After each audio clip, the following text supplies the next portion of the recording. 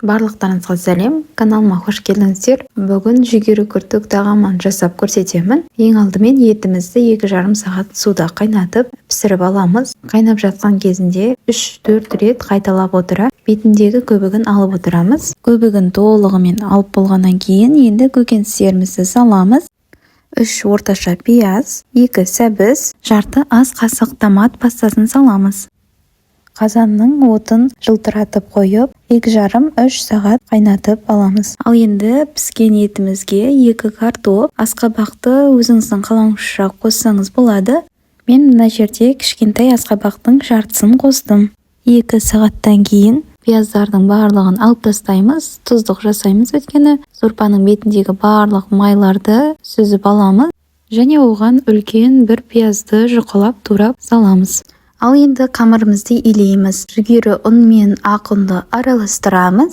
Дәміне қарай тұз, бір жұмыртқаны қосып, бір кесе жылы сумен жұмыртқаны ұнмен бірге араластырып жібереміз. Енді шөмішпен сорпаны шетінен құйып отырып, қамырымызды илейміз. Қамырымыз осы видеодағыдай болып шыққан кезде дайын деген сөз, өте жұмсақ қамыр болып шығады.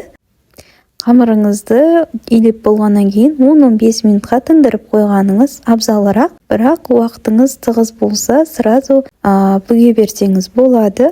Тура видеодағыдай кішкентай блинчик сияқты қолыңызбен ортасын ғана басып бүгесіз. Кішкентай блинчиктарыңызды тарелкаға тізген кезде астын майлауды ұмытып кетпеңіздер. Сорпадағы барлық көкөніс еттеріңізді сүзіп аласыздар. Енді біз қамырымызды пісіріп алатын боламыз. Осындай лайфхак бар. Сразу сорпаны үстіне құйсаңыз, сразу барлығы түсіп кетеді. Өзіңізге де ыңғайлы болады. 20-25 минут қатты отта қайнатып аласыздар.